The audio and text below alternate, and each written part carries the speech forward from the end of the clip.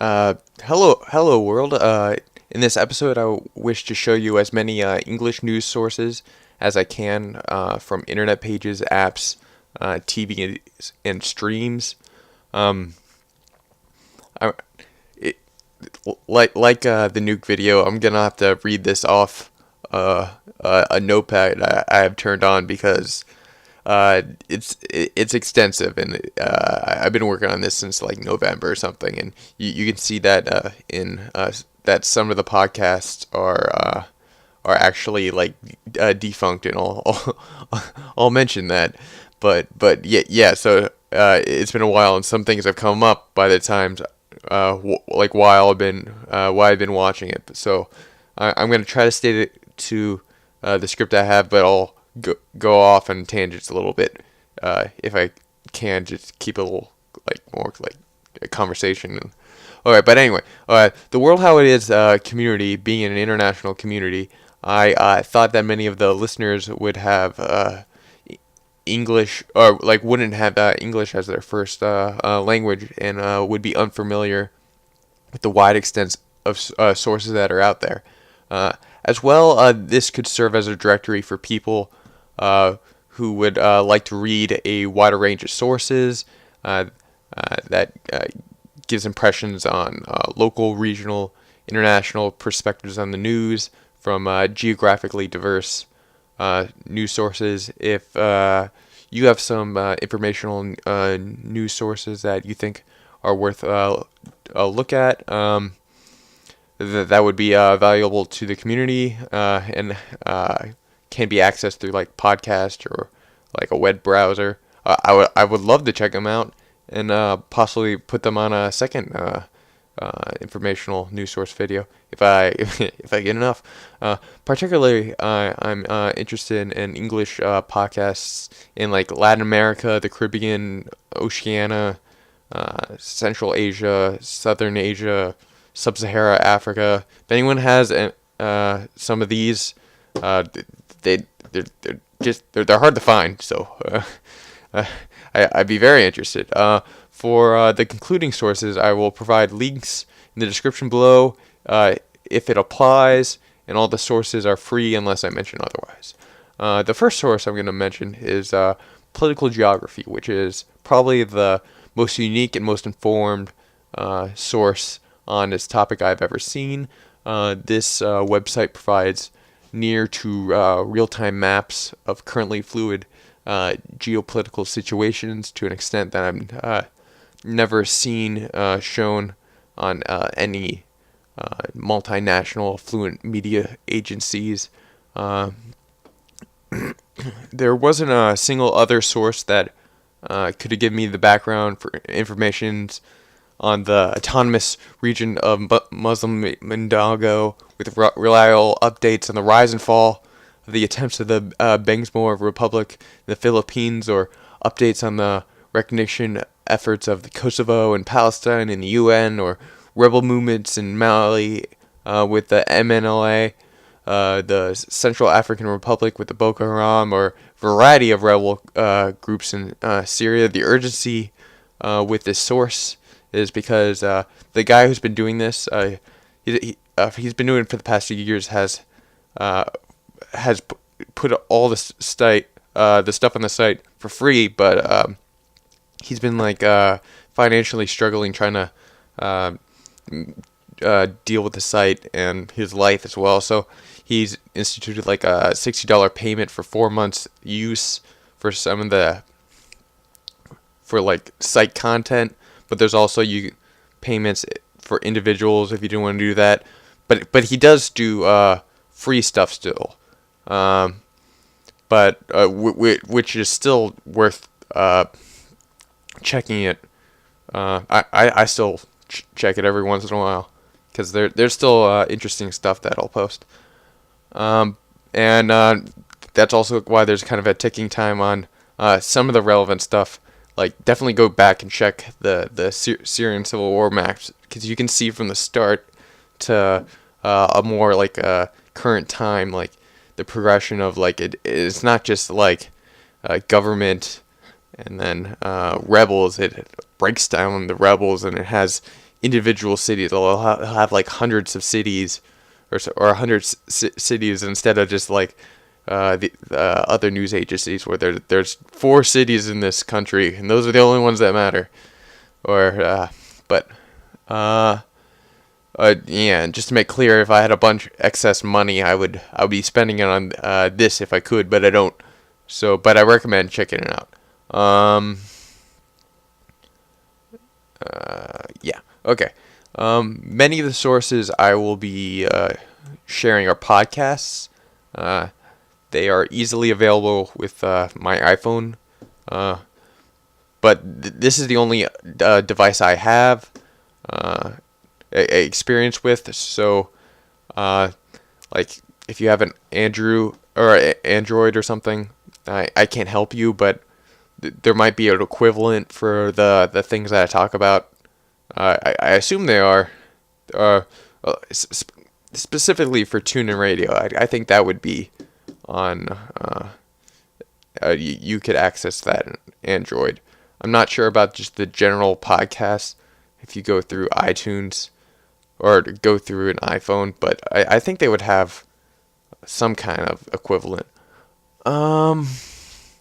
Okay, but the first app I'm going to talk about is the BBC News app, which I think is probably the best news app there is, especially by like layout by far. Hold on. Well, actually, I skipped over it. The BBC News app has like every news story on its only page that is organized into easy to reach categories. Other news apps force you to go through each of their individual stories or have a difficult layout to get to the sections that you might now even have and they might not even have like a quality article. And this is why I don't like the CNN app or other apps, because they're frustrating and usually have access to cable news shows just through TV because I live here. But since you're an international audience, I'll show you some things with that. But the best part of the BBC is that it has frequent informed articles on the areas like Latin America and Africa, which are a poor quality and less quantity in other media sources, especially American news sources. Also noted, it is also embedded in has an embedded live radio that you can access at the top. Excuse me. This live radio has news as well as doing cultural specials, such as showing off British authors and things like that. Oh, and to make sure make sure to check out features and analysis section, because they have a really good piece of journalism there. This is really the best and most expansive and extensive source around, but for fairness sake, I'll mention that as a British news source, they are very balanced and professional, but for the topic of guns, their take on it, they're very against it, which is a cultural norm for the UK, but they would have the imperative to do so because of that. But in the US, with a different culture compared to the BBC, this would the US equivalent would have to take some kind of middle ground, or be mute on the issue. But here the BBC is okay, and so they're still fair in their own sense, because they're not, because they're it's their own cultural center. So yeah, that's fine. But I don't blame them with that. And also, I want to keep this not political, but I want to say good and bad things for each thing, and give you as many sources as possible, and that's why this video is so extensive, so I can show you every news source I can give you. The next app I will be mentioning is the AP mobile app. AP, or the Associated Press, is pretty much a conglomeration media sources in which many news subsidiaries can take sections from AP articles and publish it in their own newspapers or news sites.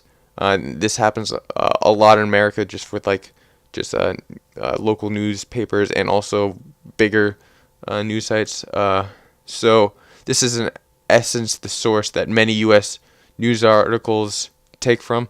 It has a terrible interface, just like other American news apps, but it is useful every once in a while for checking more in depth into stories you're interested in, and also following very important revelations that are happening live, because it has notifications that will pop up on the app, which you can turn off if you want, as well as being rapid and posting updates on current revelations and announcements that are that they are following.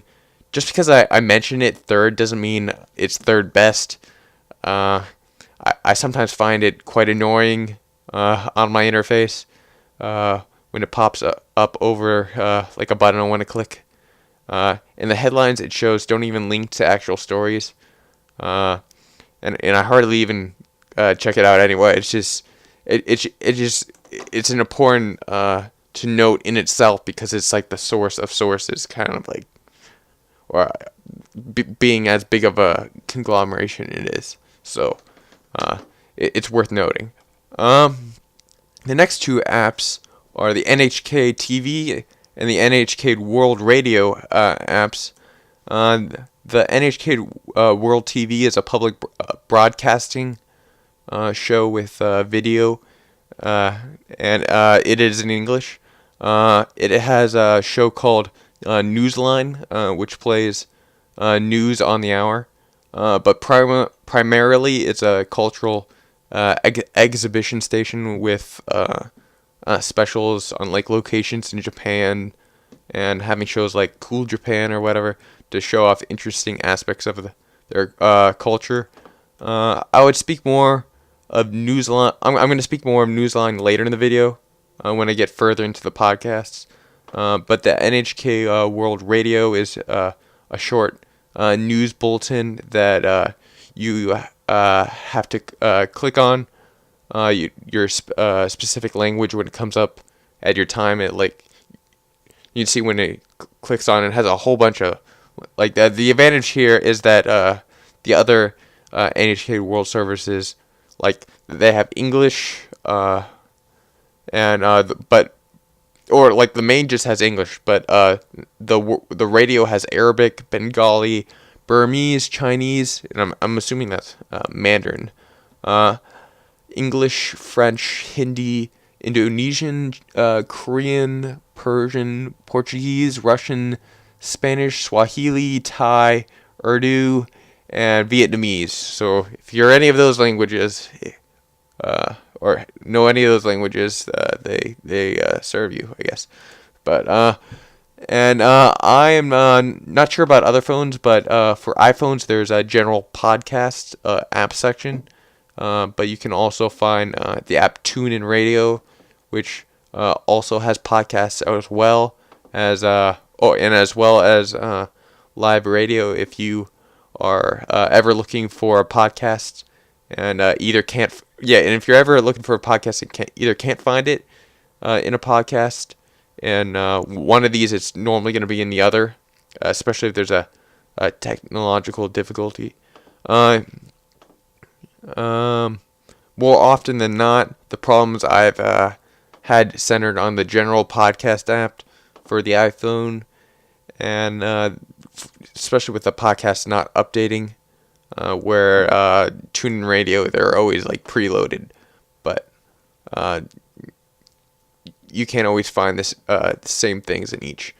But TuneIn Radio allows live radio as well as podcasts. The first podcast I'll be mentioning is a now decommissioned podcast called Talk of the Nation. That was one of the best informational sources out there, which has the best foreign news coverage as well as domestic and cultural stories, which is now split into it's NPR. And by the way, that's National Public Radio, which is a public programming funded by the U.S., and it's a show called Here and Now, which is like any common American news talk radio show with less attempts at crude humor. I guess it would be much more serious, but it will as well do celebrity news and whatnot. The other half is Talk of the Nation, and especially in the foreign news area. The foreign news area went to a show called Foreign Dispatch, which I am 80% sure is defunct now. When starting this, I was going to introduce it as a thing to replace the Talk of the Nation, but then this thing got replaced because they haven't been updating since what was it? The last Friday of November 2013 is what I wrote. And yeah, so I'm pretty sure they're gone. And then I've been looking for the next replacement, and I think it's in the news or something. But they don't have like one podcast. It's all split up, and I think they're in a mid period again, and they're gonna make something new to replace it, because they have like a political domestic U.S. thing. I haven't checked that out. And then there's a whole bunch of other things where the world news is like a 5-minute thing. So, but just check out the Here and Now. That's worth it. The other one's a mess. I'll mention it in a second news source thing if I ever make one, or if I find it. That's saying. But okay.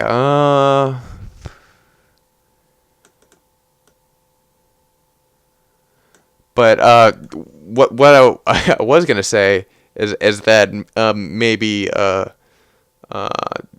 Foreign Dispatch, which was really good, was out of season, and that was gonna bring me to 60 Minutes, because with their podcast, when they're out of season, they'll play repeats, and this is gonna bring me into my paragraph. I was gonna be like, speaking of 60 Minutes. So speaking of 60 Minutes, their podcast is best found on TuneIn Radio, and they also have a website where they post their podcasts online, which I will post a link of in the description. 60 Minutes is truly the standard for investigatory journalism, and the ranks of the show are made up of distinguished and elder reporters from newspaper and TV media sources, and as a result, they have some of the best reporting in the business.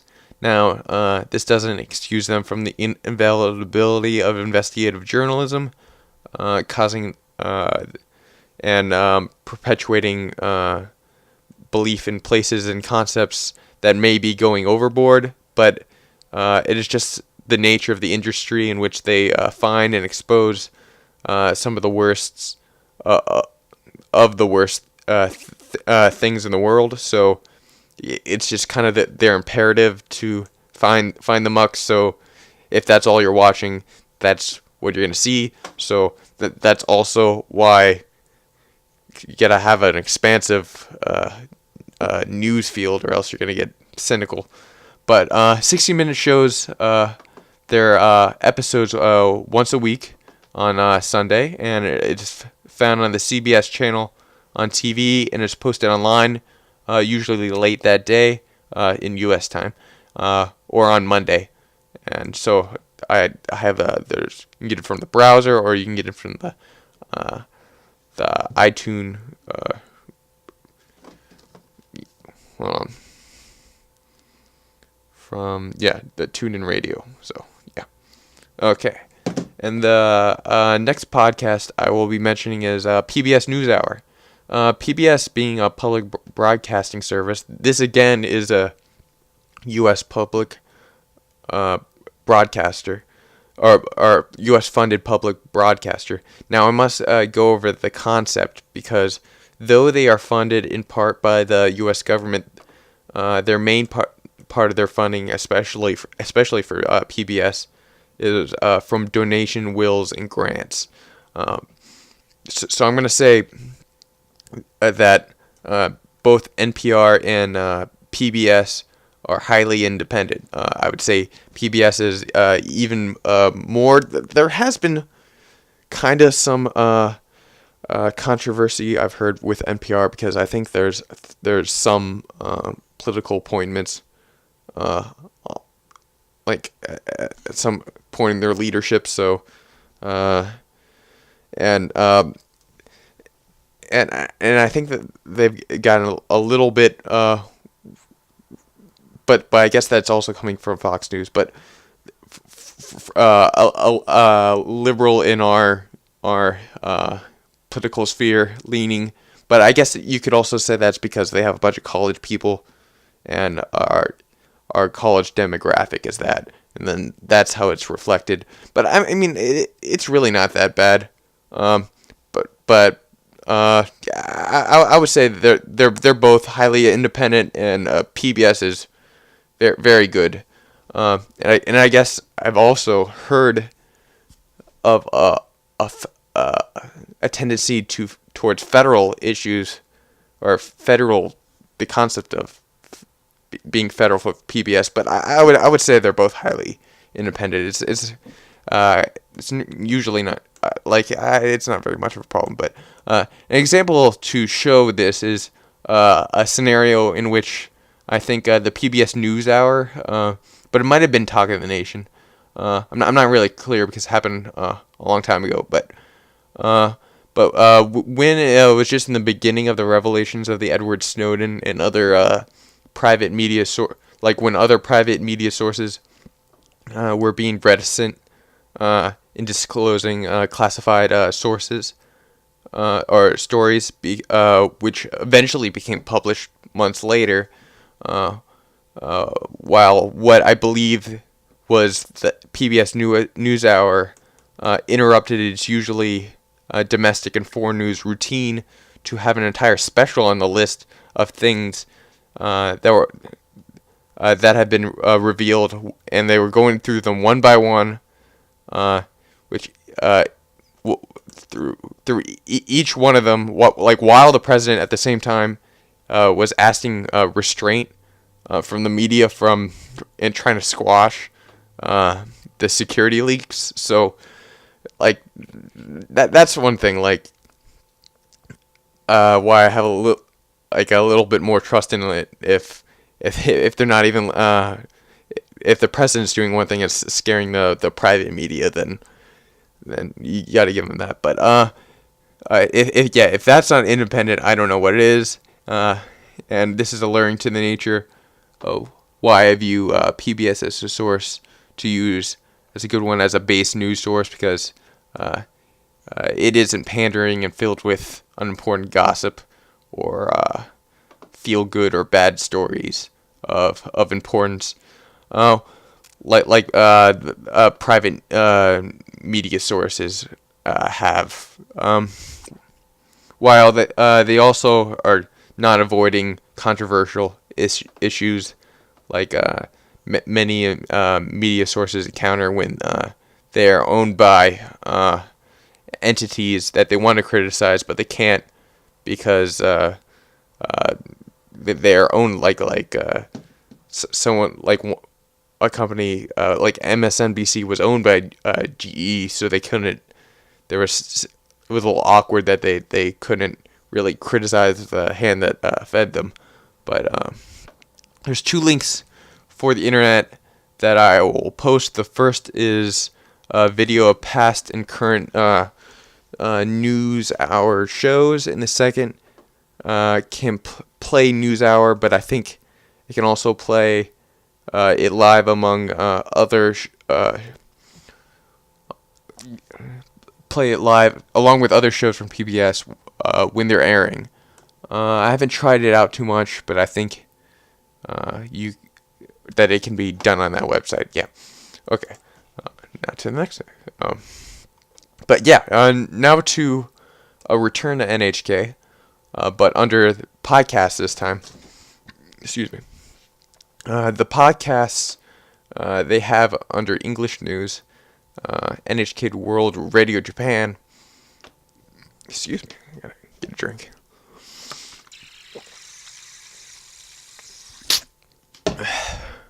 Is solely the audio cut from the NHK World TV put into a podcast.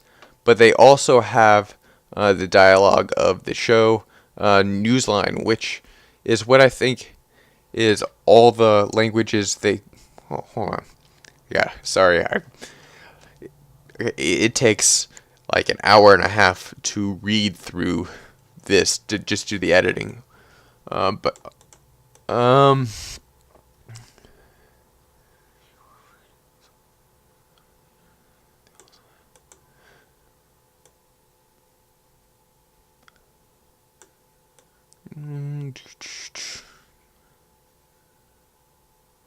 Okay, yeah, okay. I think what I was getting at is like the titles will have blank language news, news, NHK World Radio Japan. So for when you're searching it, like I would do English language news, NHK World Radio Japan. So yeah, okay, yeah. Sorry about that. So you might have your own language there. You'd have to search it. They post on weekdays, usually either a 9 minutes or a 14-minute episode, much longer than the radio app, but just Newsline, and there's no culture things. NHK is a public broadcaster for Japan, and Newsline is a good way to find more about what is going on in East Asia. Just by the nature of its physical location, I can space out if they ever talk about islands or who owns what, but Newsline is pretty good about touchy subjects like that, and by saying which parties claim what and not who deserves what. So overall, I would say is a solid news source, and both portrays Japan's domestic politics as well as regional news in a fair manner and with the most utmost professionalism, and they're a good source to check out. Did someone? Oh yeah, and did someone say a public broadcaster?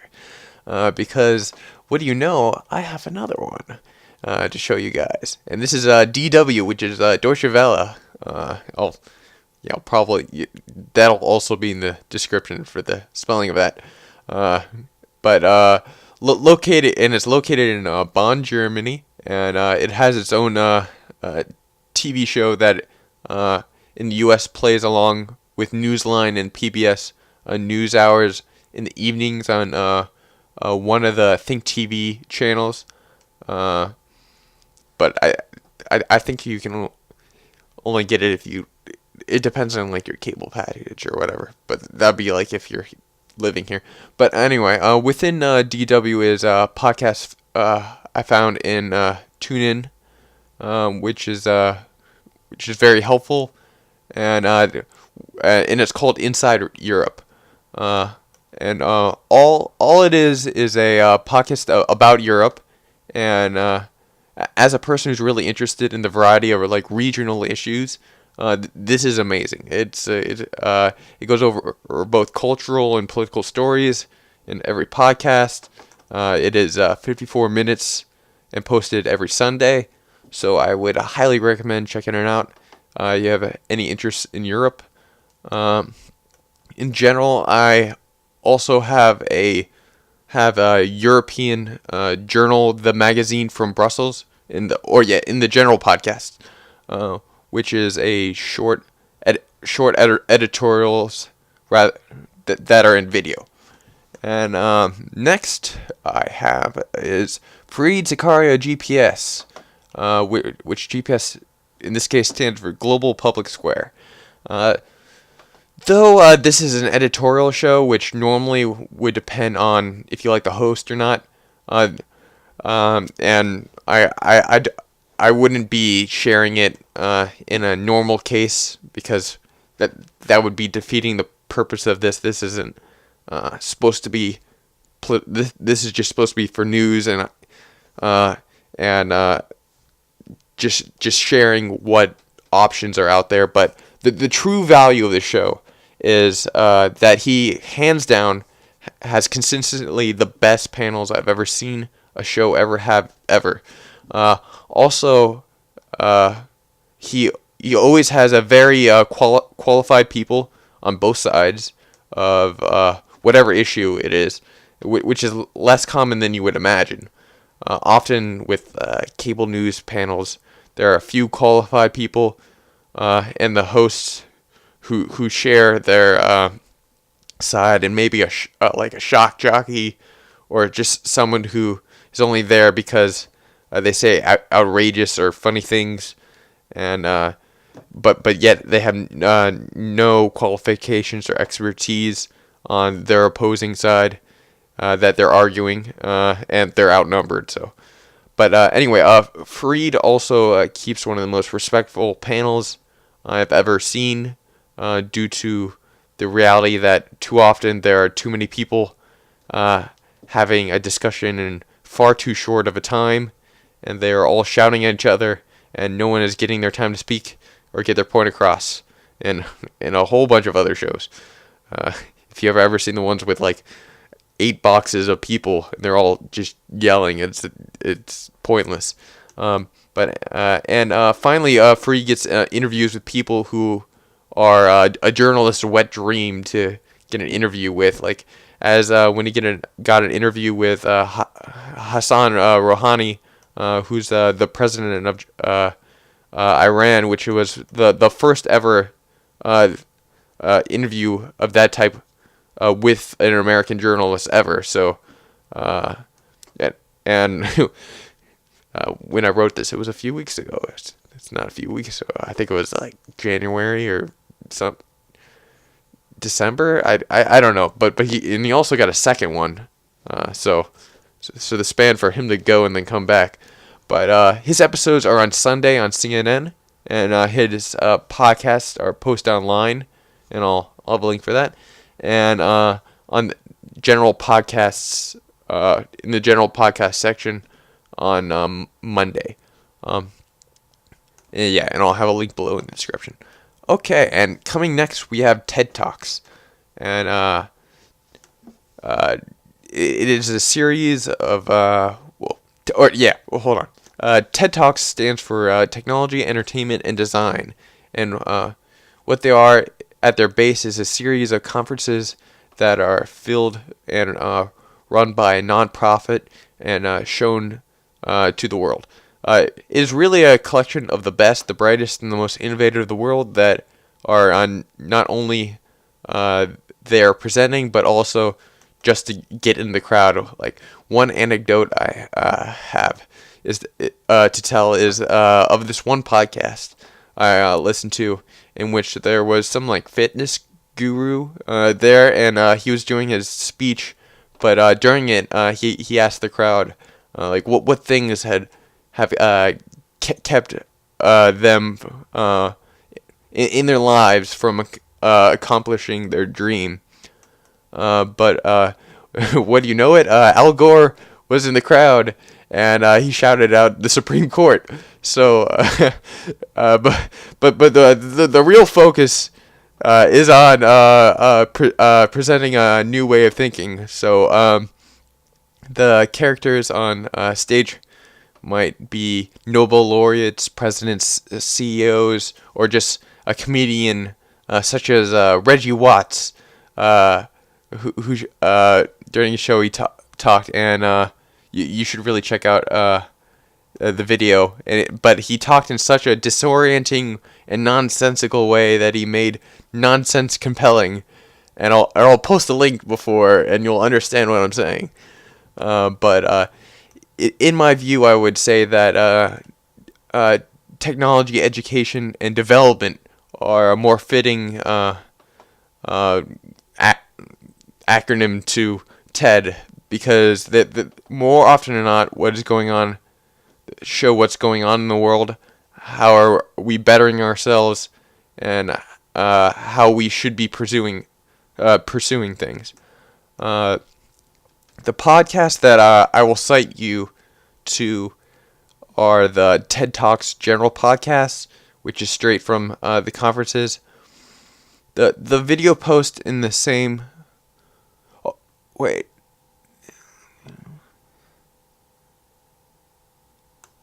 Okay, yeah. The video posts the same thing as the audio, but the audio only posts a fraction of the video in the general podcast thing. But there's also... and I have both because I have a 4G plan, which is limited.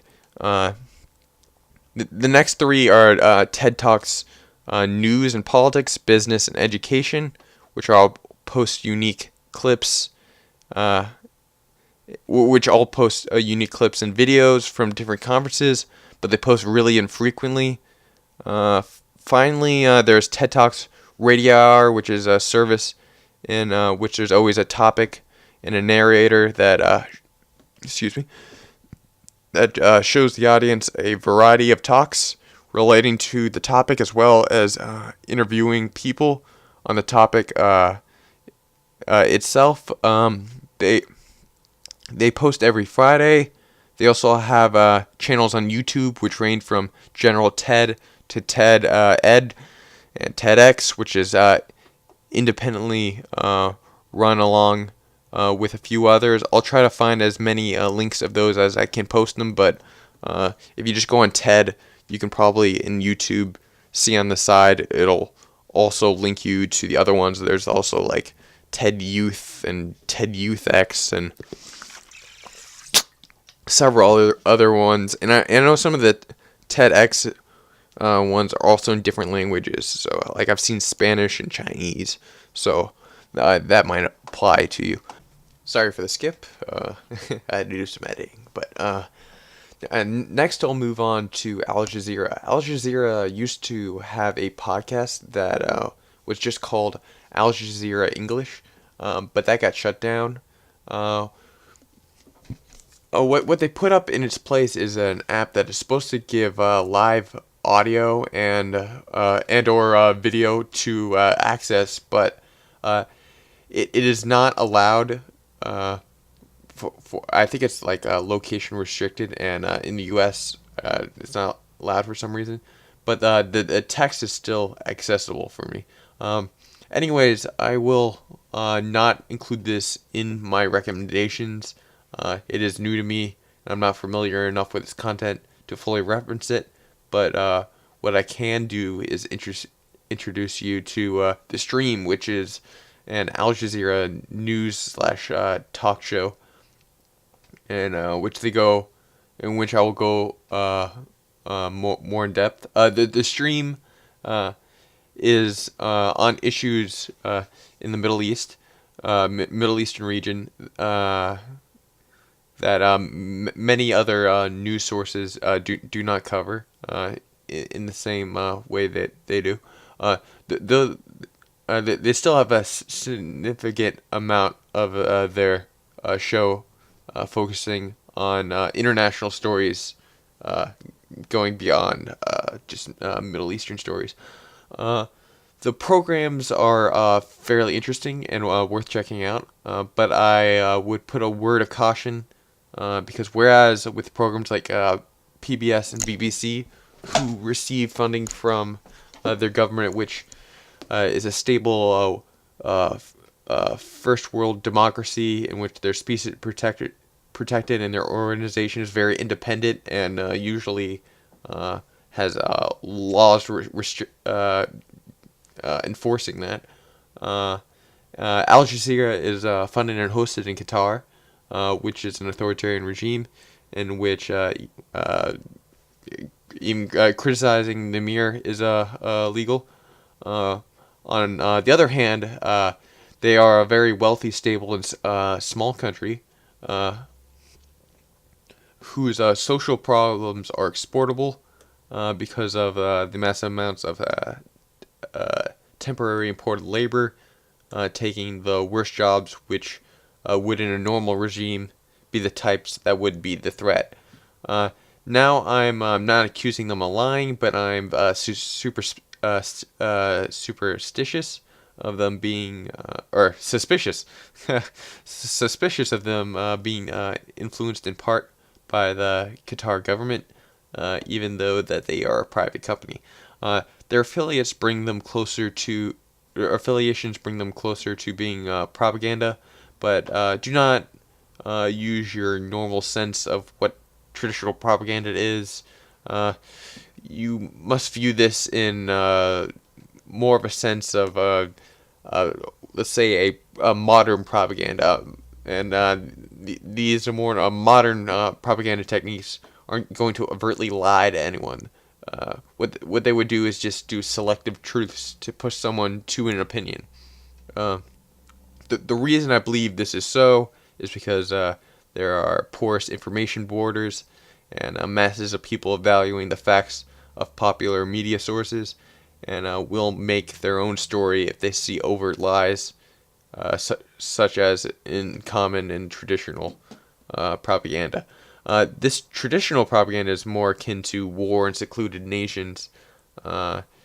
Here, pragmatism, nationalism, fear, or otherwise word away talking against such propaganda, but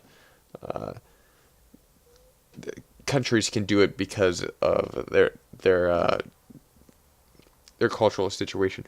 But anyway, in this long video, I'm going to introduce you to U.S., Russian, and to some extent Canadian propaganda, which is overt propaganda, and I guess overt more traditional.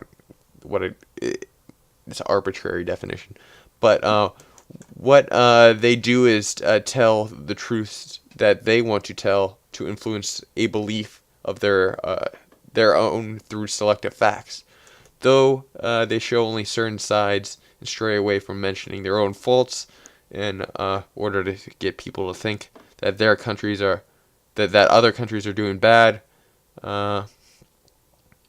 things while their country isn't doing the same because no one said so, because it wasn't mentioned. Now in Al Jazeera's case, I'm 70% sure is overwhelmingly done independently. Though they hold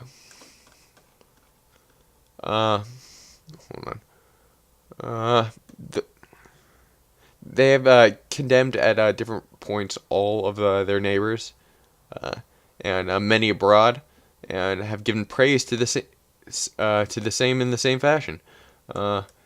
They seem to operate in at least in the English version. They also have an Arabic version, which could be separate and they also have there's an international and an American, but in the English version in a very Western media fashion, and I have gotten the vibe that the newscasters hold a far more liberal beliefs, which that they show through their how they move their discussion, that I would not see as fitting the political norms at Qatar at all.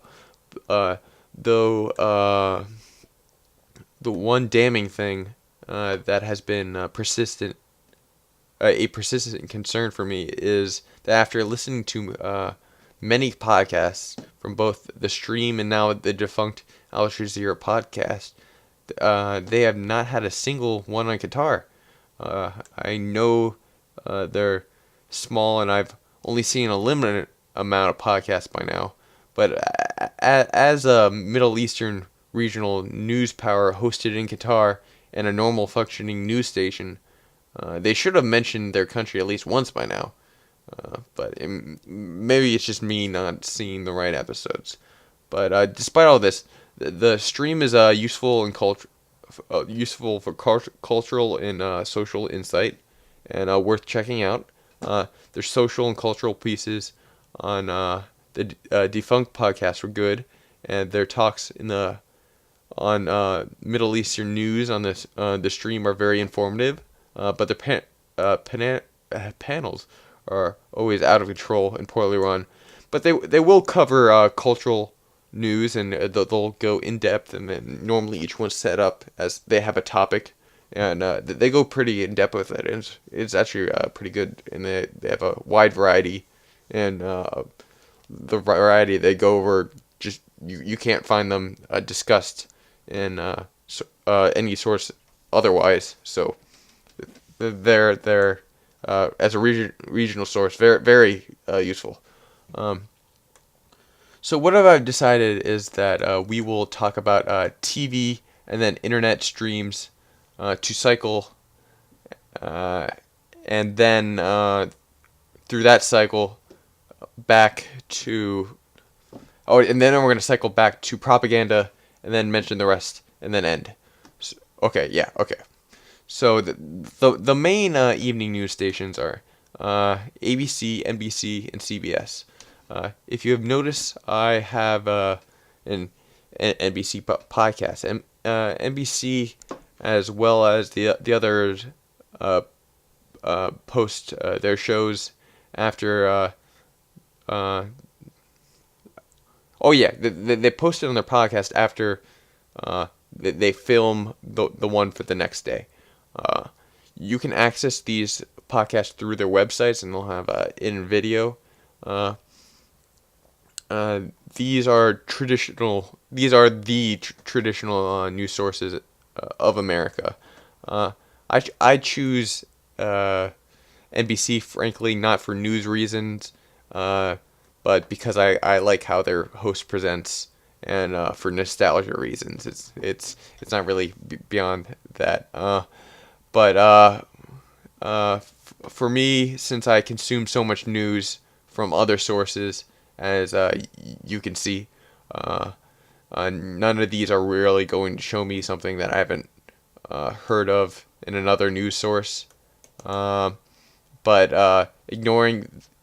that, CBS, in my opinion, has the best program with the most information, and ABC being the worst, though ABC has better presenters. These primetime news shows have for years been on a downhill, with more and more of the show being taken up over like celebrity news and their heartwarming story at the end, with it being about puppies or some kid who got his dream fulfilled or something. Though I referenced this like that there's been a good old days, which I've never lived in, so I can't confirm or deny. But my feeling is that there wasn't like a perfect program back then, but the closest thing you're gonna get to that ideal is through 60 Minutes. These primetime news segments do have a use of summing up American news in an unoffensive fashion, and for confirming facts that you might have read or listened to in another source, in which you are in doubt of its quality. To move on to cable news networks, the three major news networks are NBC, CNN, and Fox News. A political science professor of mine last year said, and I completely agree with her, that there was a study of these networks and found that MSNBC is overwhelmingly favoring the left, Fox News is overwhelmingly favoring the right, and CNN is overwhelming just negative in all terms. To be blunt, if you have access to other news sources, the other news sources I've mentioned, I would avoid going to these as a base news source. They are useful in a few fashions, though. They will occasionally get interviews with congressmen and governors that you won't see normally. It will give you insight in what the more extreme constituencies believe, as well as what the two major bases are being told, as well as the other Americans in between. They're good as, or like for news happening live, if they're following it. Like CNN's pretty good with that. Like they were showing Tahrir Square like live, and then that was pretty good. But there are many problems with these networks. But the main thing is that they follow non-news often, such as celebrities, and especially really stupid court cases that reach into pop culture that somehow really are only followed because other stations are following them, and the whole media community follows it and blows them out of proportion. Also, they're very weak in mentioning any world news that doesn't implicate the U.S. in some way, or is just a bunch of people dying in some kind of incident, which is used for shock value. Like, yeah, that's like most of the news you'll ever get of like, unless it's like a dictator mentioning us specifically, or them dying, or maybe like the World Cup now, but take out the World Cup, I don't think it would have been mentioned unless like sometimes like there's a bus that falls off a cliff, and they'll mention that. But that, and like all the sources I mentioned earlier, where I specifically I didn't have a source in it, they they don't talk about those. Like it's bad.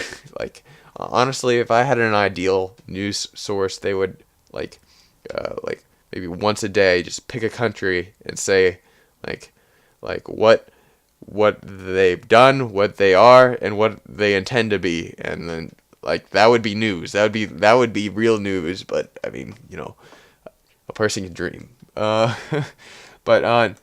now I didn't forget to put a reference to how to access cable news stations, but I must introduce them through a conversation about streaming in the U.S.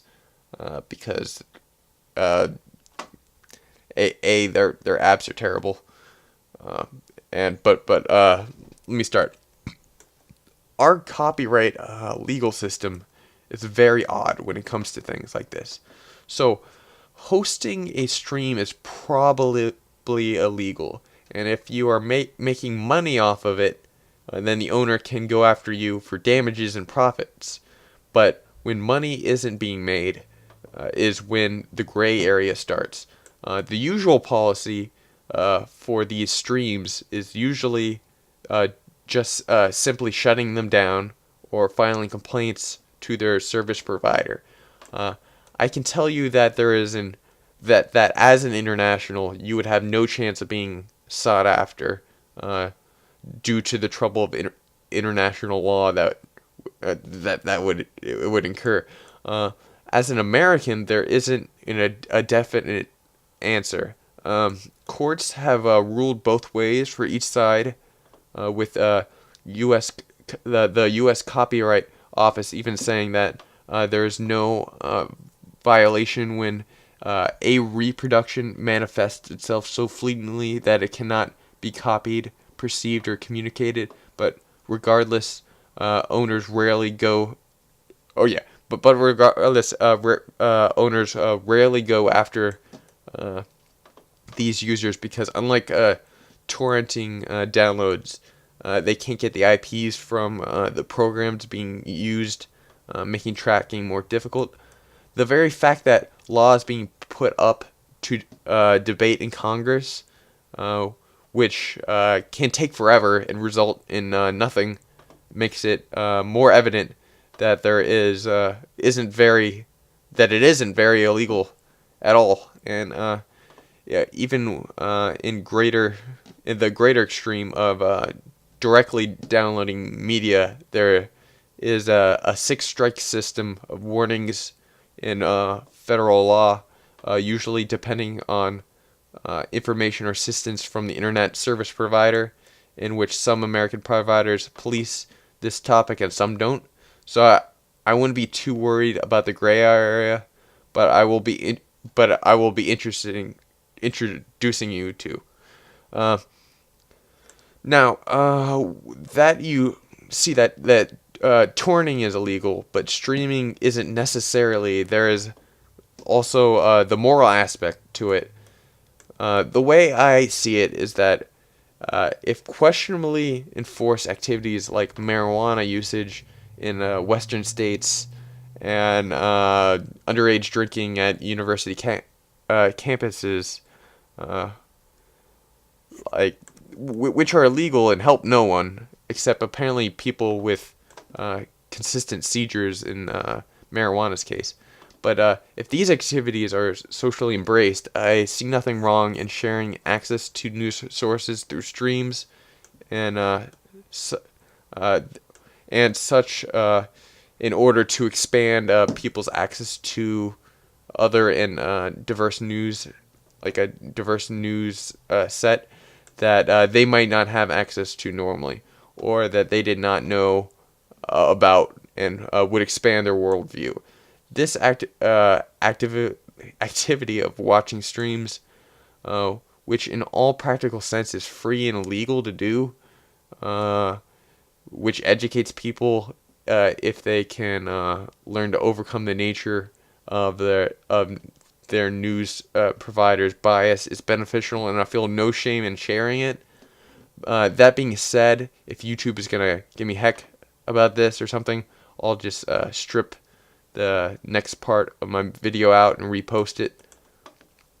But getting back to cable news, you can view these stations through a paid app, which I got for $5, and it was called Justin TV. You can get this free through their website. It's free access on their website, www.justintv.com.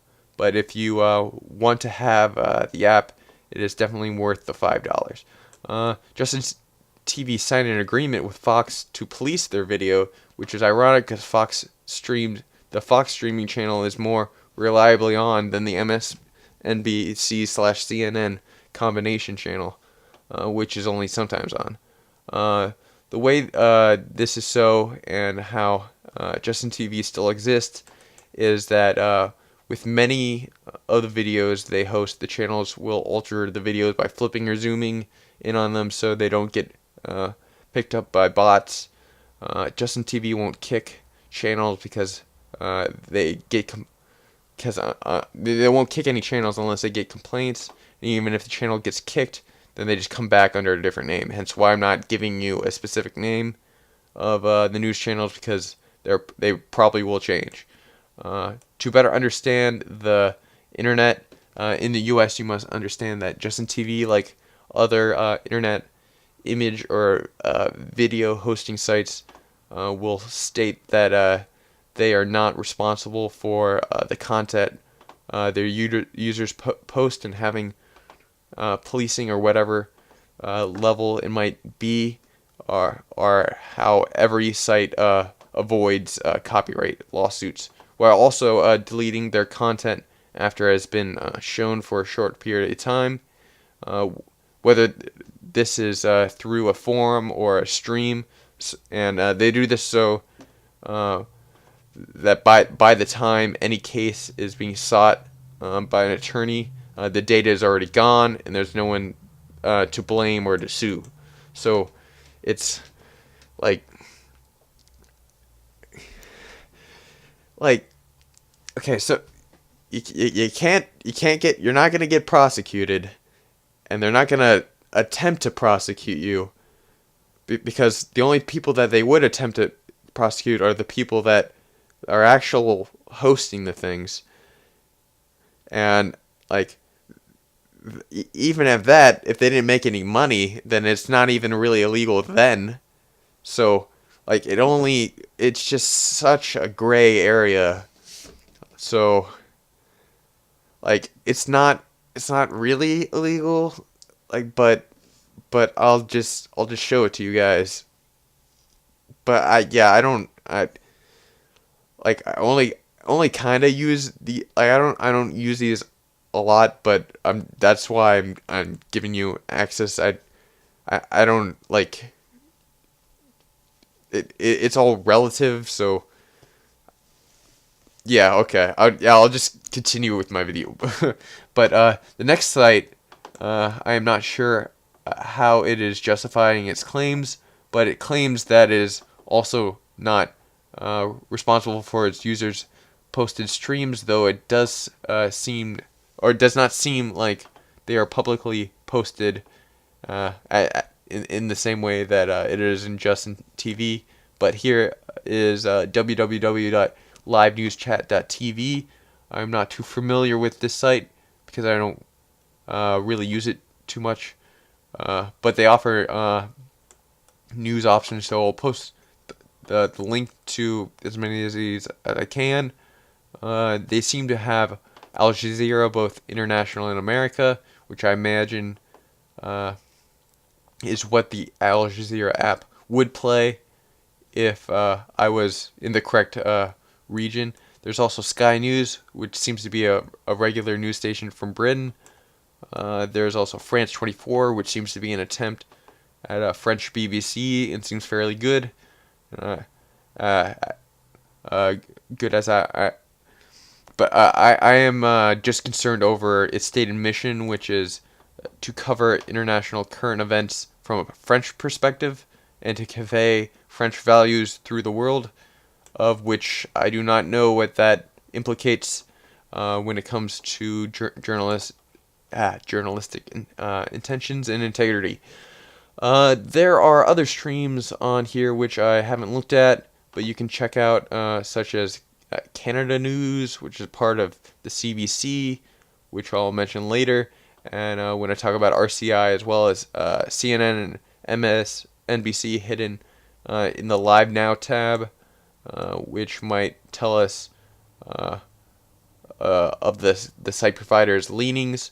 Though a year ago, I swear I saw Fox News on here, maybe it was under special events, which seems to be a wild card, but I really don't remember, so the reason could just be technical. But before I talk about my last stream, I need to introduce actually, I need a drink. But before I talk about the last stream, I need to introduce my next topic area, which is propaganda. Now, you might ask, why on earth listen to this garbage? What purpose does it have? Well, I'd say it's a very good question. Because I believe, and you don't have to agree with me or anything, but I believe that one has to explore and be accustomed to the wide array of ideas that are being or have been expressed in the world. The reason to do this is comes in three parts. Firstly, one needs to explore these extreme and often harmful ideas, because when history's ideas and cultures are either shunned or they are forgotten concepts, or their concepts are forgotten. Their concepts are often repeated and adopted into the supposedly more modern culture. Letting a culture fall into weakness is how you get a Red Scare of the 50s, which came in a deep repression of speech and learning about the other side, which became a crime. Even Eisenhower has a quote on this matter in which it applies, like, don't join the book burners, don't think you are going to conceal faults by concealing evidence that they ever existed. Don't be afraid to go in your library and read every book, as long as that document does not offend your own ideas of decency. That should be the only censorship. Secondly, from an interest of upper level politics, listening to state propaganda on of a country tells information that you may not be able to get from other means of the country. If you have a wide berth news sources, you can compare it to the state media of a certain country you are listening to tell what a country does not want to tell, and as well as what it wants to emphasize. This can help you in a way, help you determine how open a country is, and how centralized it is, as well in regards to how supportive and specific it is on a head of state plans, or if it takes a broader path and generalizes the general idea that the several flavors of government that have been in place over the year have been implementing. Finally, I think it allows one to stay sharp, implicating that one has a wide berth of sources. It helps in scrutinizing the more run-of-the-mill news sources in cases in which they might have alternative motives, or aren't being thorough or honest, because you have experience with a source that is by definition trying to lead you in one train of thought, and so you can now evaluate the most trusted name in news, or the fair and balanced news agency, to a greater degree than you could before, because you've seen propaganda, and you're sharpening your mind against against a stone, so to speak. But the last stream here that I have looked into and that I want to talk about is RT News, which also brings us into the conversation of propaganda news. Rosia Sigonia, or maybe it's Rosia Sigonia, or Russia Today, which until recently solely until recently was solely the international English language state broadcaster for Russia. Though what has happened recently is, well, it's like, I think it was like a month ago, is RIA Novosti, Russia's state-owned domestic news provider, which was mostly print media, has been replaced by Rosia Sigonia. This has been seen as an attempt by Putin to have a greater control in the media. RT and its particular predecessor are both propaganda agencies, and earlier in the year I thought I would have a problem trying to express RT's bias in an empirical and non-emotional way, but Putin solved that for me by saying flat out that RT is a propaganda entity. And an event that you might find interesting was the episode Putin's Media Shakeup from Al Jazeera's This Stream. This episode is so interesting because it's an interplay of one potential state-influenced agency bashing a different, clearly propagated news agency. In a side note, it shows off the stream's one of their worst disorganized panels, but it comes with hilarity because there's this really angry Russian guy and even more belligerent woman with bad audio, which I kind of advise not wearing headphones on this one. I have also provided 2 links about the changes with the state media below, but getting back to RT, the formula it uses in incorporating established news readers like Larry King for reporting, reporting like modern propaganda, it reports all the bad things while not including anything about the home country. Other things it does to justify some of its positions through outward sources.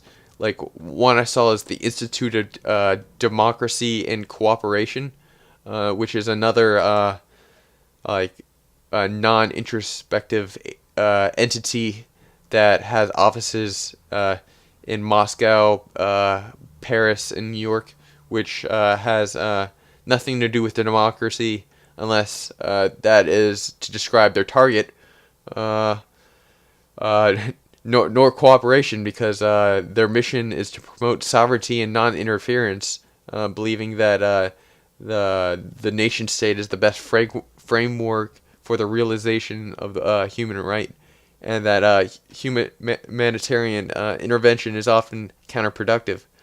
And I understand their concerns for sovereignty and non-intervention for both this NGOs, RT, and Russia. But having names like this lead to miscalculations. Uh, the real reason I expand on this source more than the others has nothing to do with their mission. Propaganda agencies are just a fact of life, and I honestly find them interesting. The thing is that RT isn't classy at all. Like the first time I turned in or turned on them was I saw their main news anchor imitating one of the American cable news network anchors in a funny way. Now I know that many of the American cable news anchors are subpar and deserving of ridicule, including the one that was being imitated in this case. But there's no excuse to be mean-spirited. How funny it sounds, even in the propaganda business. The misconceptions and presentations of what is good and what is bad is supposed to be less angry and behind the scenes, like the Institute of Democracy and Cooperation. That was a quality technique, and I'll give them that. But it's not okay to claim to be better than the pettiness of cable news and then do the exact same thing seconds later in the immediate story following. They do have another value, in which I'll mention later when I talk about Vice and Vice News. So the next one I'll do is under the name in TuneIn Radio, and you may know it as VOA, or the name is VOA English World News. This is what I imagine most, or is the most, or the one of the most infamous, famous or infamous, depending on how you look at it, propaganda agencies. VOA stands for Voice of America, and this is their internet, or this is their internet radio station. This is to be 100. This is 100% clear propaganda source. For the most part, before every news story, it will say that it is an editorial reflecting the views of the government of the United States, or of the United States government. The strategy of directed truth I attribute to more modern propaganda comes from this, but is probably more true in RCI than here. To be honest, the whole concept of modern propaganda is all crap. The VOA station is very hard but the VOA station is very hard to find because it's illegal for the U.S. government to advertise to U.S. citizens, and the pursuit of it is how I came to finding TuneIn Radio, which is very useful. But even though it is hard to find, this isn't the important part of VOA. The goals of VOA are to influence not someone who has the time in his life to sit back and go to his computer in a Western-style country and listen for general interest. It is rooted back to World War II with the broadcasting of to counter Nazi broadcasts and extended into World War II to counter Soviet propaganda and serve U.S. interests, or as the Cold War thawed, to broadcast in authoritarian areas with restricted media. So the important part of VOA news and the broadcast radios or are the broadcast radios, because it is harder to stop, more accessible, because the radio is easier to get and the internet connection easier to block. And I imagine if you are in one of these areas, it is easier to hide if there are bans for listening to such things. These target areas are where I imagine the real work of VOA is. But being transmitter radio, there's no way to access it that I know of. But not, other than, being there. If not more forward and propagative, I would think that the broadcasts there would be at least more directed in the contents, or in the content areas, than the general internet broadcast. And of course, in the language of the targeted group. As I know, there are several broadcasters in Africa, one in Afghanistan, and I assume one for North Korea, which probably would not be in English. My hesitation is in reference, my hesitation in evaluating this is in reference to a 1976 law signed by President Gerald Ford, which requires VOA to serve as a consistently reliable and authoritative source of news, which seems to put it in the realm of this trend of developed democracies having public broadcasters that are sanctioned by law, and to have and to be accurate. And in the VOA charter, it says objective and comprehensive as well, though its other mission is to promote freedom and democracy, which has an inherent conflict of interest to be both objective and promoting entity. This addition makes everything seem even more of a gray area because of the examples of the BBC, which is overseen by their government, but run and all in all of these public broadcasters share these integrity restrictions. So my advice is, for all these things that I have referenced in this video, what matters most is what you can observe in your present. Any news source can claim anything, so even though I try to classify these sources as they are fluid entities, so what is true today might not be true tomorrow, and also everything is relative, so one man's truth is another man's lie, so be conscious of that when exploring these public broadcasters or other media. The next one is Canadian propaganda. RCI, or Radio Canada International, is the Canadian version of VOA, except no longer with radio transmissions, and they're only internet broadcasters now. But you can find it under the title of The Link in TuneIn Radio. I think The Link is a very specific show associated. It's a very I think it's a very specific show, a part of a greater whole. But I couldn't find like the greater radio station. It mostly publishes interviews that are the most boring thing in the world. I've come to realize that every Saturday, I've come to realize that every Saturday they do a whole half hour special along the lines of DWs inside Europe. It seems fine and I have a feeling that they are under similar standards like VOA.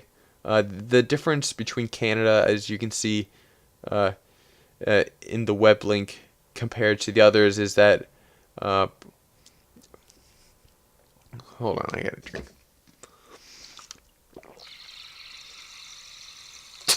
Excuse me. The difference being Canada, as you can see in the web link below, has much less need or desire to propagate or things to propagate about, and hence less hours of content compared to the others. That's probably related to the budget cuts that they have endured under the CBC. So check it out if you're interested, but also in relation to that, there is an RCI wiki in which there's a list of public broadcasters, which will post which sites I was thinking of exploring.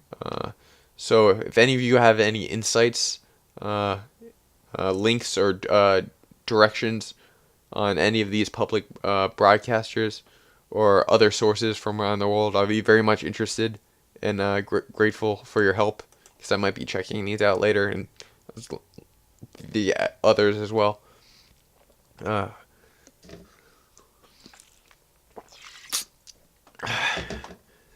My last propaganda source is my only non-English one, and probably the most fun Easter egg on the internet that I've ever found. It is North Korean TV, which, based on its URL, is only an IP and must be from some single person streaming it in North Korea.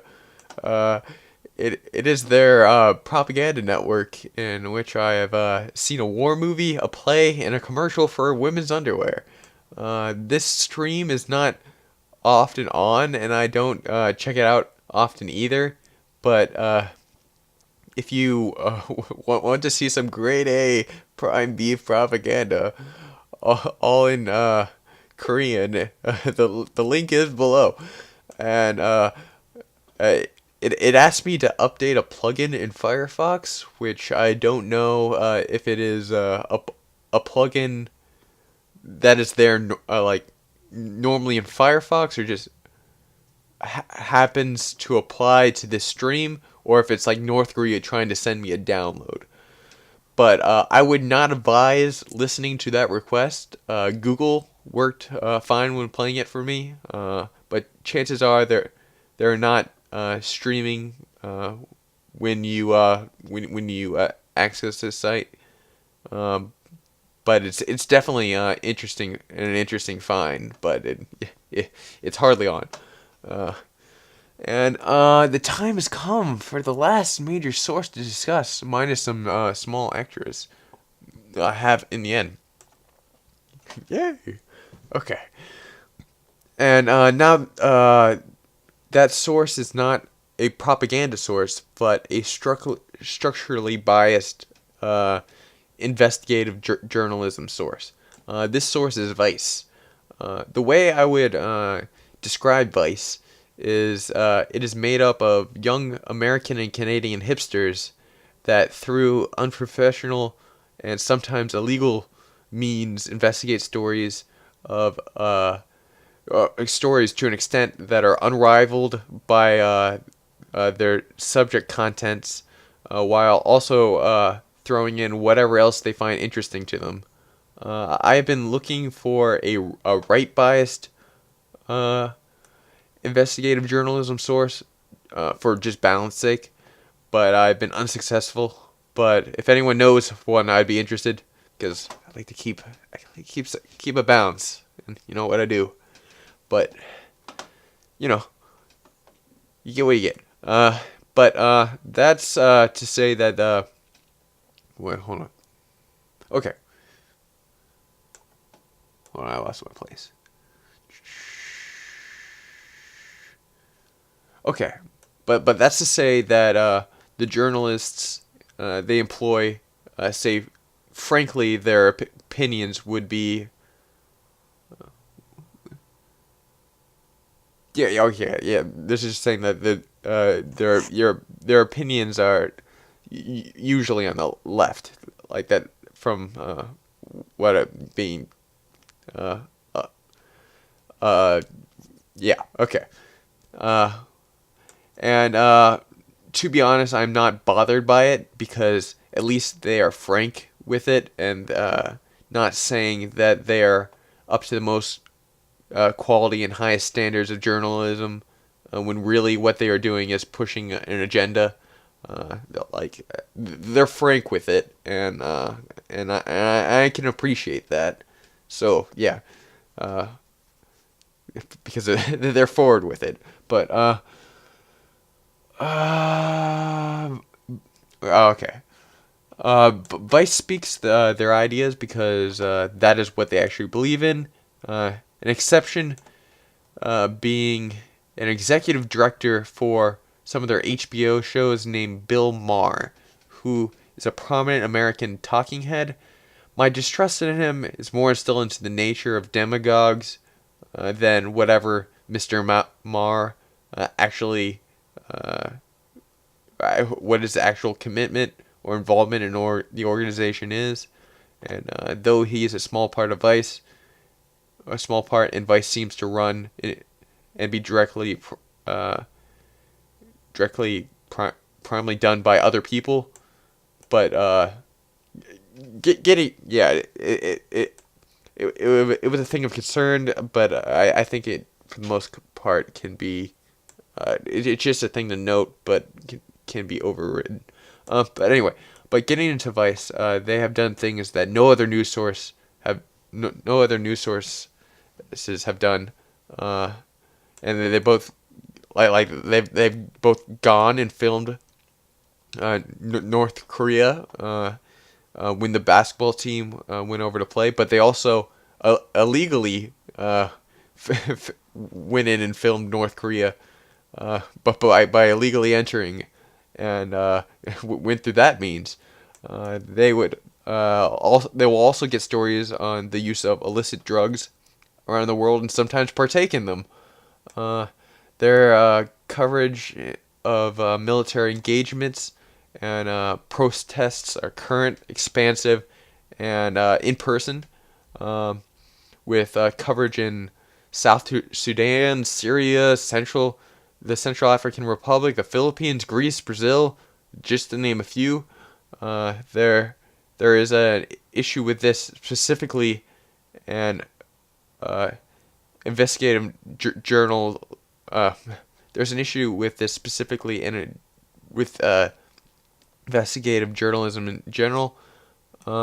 Investigative journalism's goals and motives come from finding the worst of society and revealing it in order to inspire change or spread awareness. With this image, with this image after image, it will make the world around you seem more extreme and corrupt and volatile than it really is. An example of this is a piece in their HBO series on Tiandu Chen, which is the copycat Paris in China, which is abandoned as a ghost town. Now the topic or lesson they were trying to get at is China overinvestment into properties. After watching this a year ago or so, I was led by the show to believe that these grand housing projects at the city scale, which are created by the Chinese government, are one of the most significant causes of the large housing bubble. The thing is, though, with strong assertions such as this, normally there are other sources that show the more exact root of the problem. But in this case, none of the sources I talked about in this video had said anything about it, or only referenced these large ghost cities, or they just in very general terms described that there was a housing problem. Only now, a year later, are things really coming up. What did tell me what the real situation was Winston's China How It Is episode on housing speculation. And before that, excuse me. And before that, one of his What's Happening in China. His two videos, which I will link below with the Vice show, was timely, being more than a year ago. Being more than a year ago, being 4 days after Vice's show was published, and both at least over 5 months before anyone else that I know of. And Serpensa showed, or Serpent ZA, I guess, showed how a real issue is a collective. The real issue is a collective, small-scale speculation that is being encouraged by the government and the culture. This is the purpose of World How It Is, in my mind, and I really hope Winston watches this. But I doubt it, because he's not very too interested in news like me, and if it was the talk about propaganda, that's probably what turned him away, I imagine. But the purpose of World How It Is I think to show that people are just being people and trying to live their lives around the world. It is distance that dehumanizes people, one group of people to another, and communities like this help moderate news and politics that are being used for shock factor or some kind of gain. So that's why, that's why if you are listening, I do this, and why I encourage you guys to go out and join this community and make videos of your own. But to cut back to Vice, the things they film do happen, and if do happen, and if the view alone. Okay, yeah, if you view them alone, they are harmful. But when they're taken with a multitude of other sources, it is a helpful source to see the extent of issues around the globe. One thing to note is that I have seen in their videos several times them having clips of RT, which concerns me on how they use that news source. Though this brings up the major advantage of RT, and why I have on occasion seen it in other news sources as well. The reason is that RT will get unrivaled video and access to areas and in authoritarian regimes that have relations with Russia, or just areas that are allied with Russia, that normal news sources cannot. The status of RT as a Russian propaganda news source is an incentive in itself for certain regimes to give them special Oh, I'm already at the bottom. Okay, special access and is why I don't blame Vice for using it, even though I'm very suspicious. Uh, and I they have a new thing where they're doing like beyond the news, and then I think it was like it's it's March 3rd, so it's still today. I have 20 minutes today, but they referenced it as a fact, but I mean they were referencing video, so it's on the border. But they also had a different video later in the day that they published that showed the other side. So I'm a little contentious with it. But Vice on YouTube has recently created Vice News, in which they are it's just new for 2014, in which they're posting their episodes from their HBO series, which I highly suggest to check out. They still post what seems to be half of their news things on their main Vice channel, along with some really good interviews. One thing that you'll find here, and not in other more high-level news establishments, is that they also have very lowbrow stuff. Like they have a mini series about getting little kids to say dirty jokes, and also they have some guy who goes around and tries out different foods in places.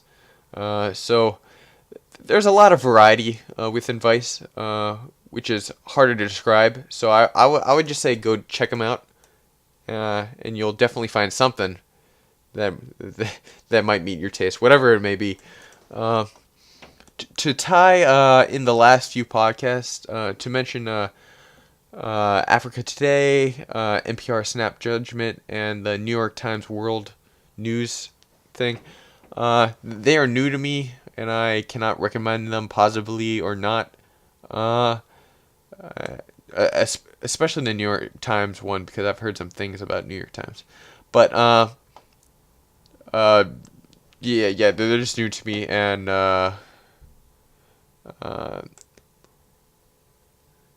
the final thing I gotta recommend is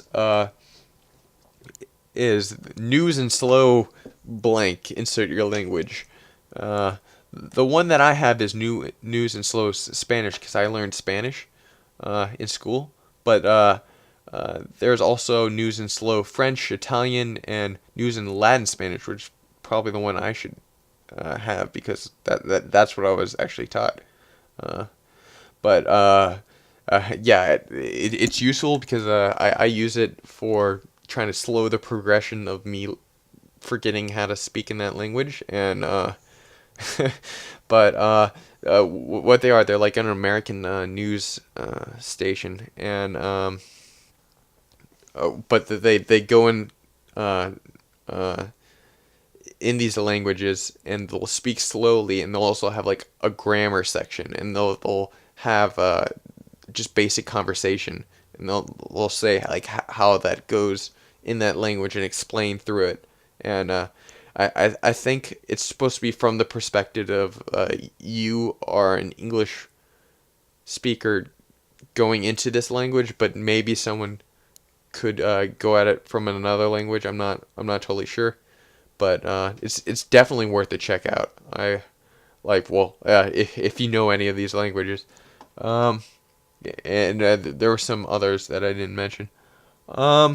And that's it, guys. If you made it through this far, I commend you. And again, if you have any recommendations, I'm always interested in new news sources. So just post it below, and I'll check it out. And if YouTube gives me grief about the questionable streams, I'll just cut that part of the video and re-upload the whole thing just without that part. because I don't really use the streams too much. It's just I thought it would interest you guys, and the purpose of this whole video was is giving access, because I think that's what us as World How It Is people, that's what our job is, pretty much, is we are giving like cultural, we're supposed to be cultural resources and access, and well, maybe not so much culture, but definitely language, and this is something that I kind of obsess over this, so I thought I could provide some insight into this, so hopefully it has helped, and that's it, guys. See ya, and that's World How It Is. Hey guys, getting back. I need to make a note about the news in slow Spanish and all the news in slow. They used to be like 50 minutes when I started. Now they're just like 6 minutes, and it's kind of like a thing where you got to subscribe or buy the whole thing to get the whole package. So take that as you will. I still just have it sitting there. I sometimes it still has news, like 6 minutes of news, and kind of teaching you the language, but it just doesn't have the full thing where it would go with over grammar and stuff like that at the end. So it's still interesting, introducing to you. So I just so you guys know. And two other things I wanted to mention, just kind of side notes. I have the UN TV, and just if you were like under meetings and events, well, and then they have the like live TV sometimes, and there'll be like General Assembly meetings and Security Council and stuff like that. So that's you can like go back to previous like important things and stuff like that. So that's pretty interesting if you're interested in that stuff. And the last one is Crash Course, which it doesn't have to. It's not really a news source but there's like a U.S. history section and a world history thing that's really interesting. And if you want to learn about U.S. history or something like that, that's a really good thing just to go through their videos and stuff. And they also have other things like literature, philosophy, and stuff. And then they're pretty. I enjoy them really well. So just wanted to put those at the end. And now, and that was the world how it is. And to see you guys from this extremely long video. Okay, bye.